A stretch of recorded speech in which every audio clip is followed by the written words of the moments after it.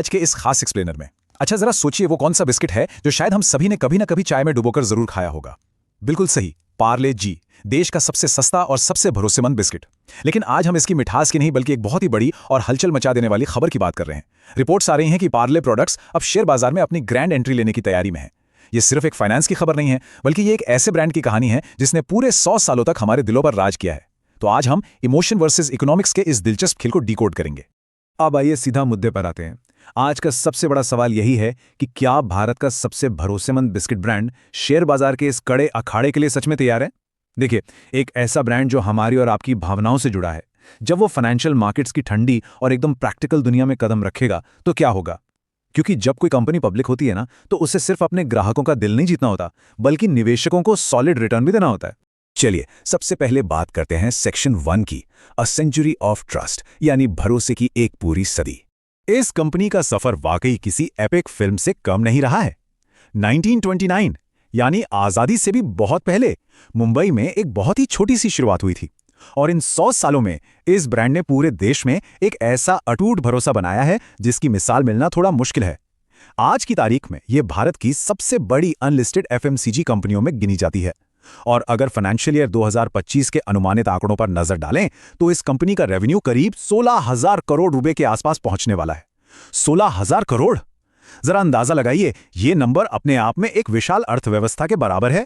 और हाँ, एक बात और, पार्ले का मतलब सिर्फ वो जाना माना पार्ले जी बिस्किट बिल्कुल नहीं है। Monaco, Krack Jack, Hide and Seek या फिर बचपन की वो मेलोडी, किस्मी और मैंगो बाइट, ये नाम सुनते ही पुरानी यादें ताज़ा हो जाती हैं ना। ये साफ तौर पर एक बहुत बड़ा एफएमसीजी साम्राज्य है। उनके पोर्टफोलियो में दर्जनों ऐसे ब्रांड्स हैं जो हमारी रोजमर्रा की जिंदगी का हिस्सा बन चुके हैं। मतलब कंपनी सिर्फ एक प्रोडक्ट के सहारे नहीं चल रही है, बल्कि इनका दायरा बहुत बड़ा है। अब आते हैं इस कहानी के सबसे बड़े सस्पेंस पर, section 2, the big IPO twist. ताज़ा रिपोर्ट्स बता रही हैं कि पार्ले आईपीओ के लिए कम से कम 5 बड़े इन्वेस्टमेंट बैंकों से बातचीत शुरू कर दी है।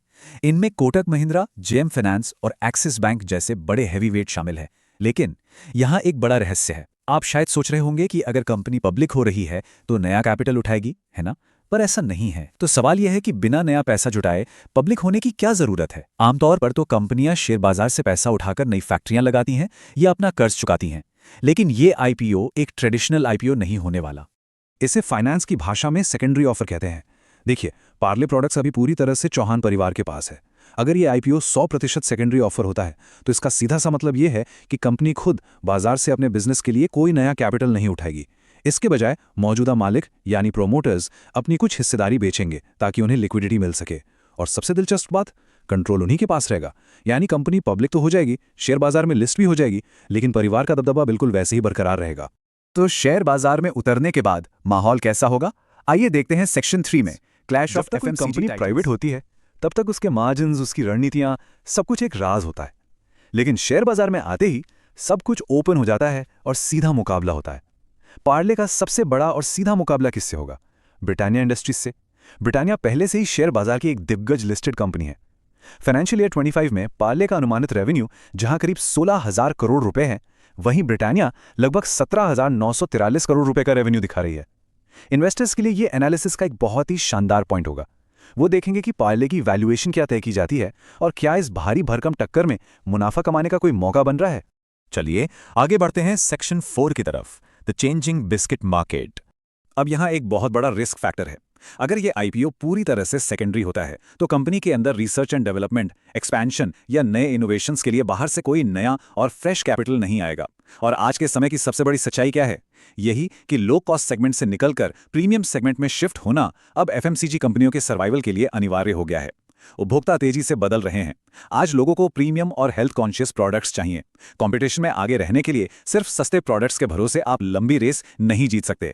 जरा इस नंबर को ध्यान से सुनिए, 1,16,000 करोड़ रुपए। ये आंकड़ा हमें बताता है कि 2025 में भारत के बिस्किट, कुकीज और क्रैकर्स बाजार का आकार कितना विशाल हो चुका है। ये कोई छोटा मोटा सेगमेंट नहीं है, बल्कि भारतीय अर्थव्यवस्था का एक बहुत ही अहम हिस्सा है। और भविष्य की तस्वीर तो और भी बड़ी है।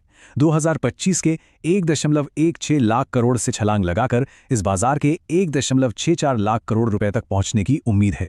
इस दौरान लगभग 6.8% की सालाना ग्रोथ रेट देखने को मिलेगी। मार्केट बहुत तेजी से भाग रहा है। अब सवाल यह है कि बिना नए फंड्स के इस तेज विकास दर को मैच करना पार्ले के लिए कितना चुनौतीपूर्ण साबित होगा। ये एक बहुत ही क्रिटिकल पॉइंट है। और अंत में सबसे अहम और दिलचस्प हिस्सा, सेक्शन 5, विल नॉस्टैल्जिया सेल?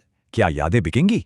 देखिए, फिलहाल कंपनी की तरफ से कोई आधिकारिक पुष्टि नहीं हुई है और ना ही सेबी के पास कोई ड्राफ्ट पेपर फाइल हुआ है।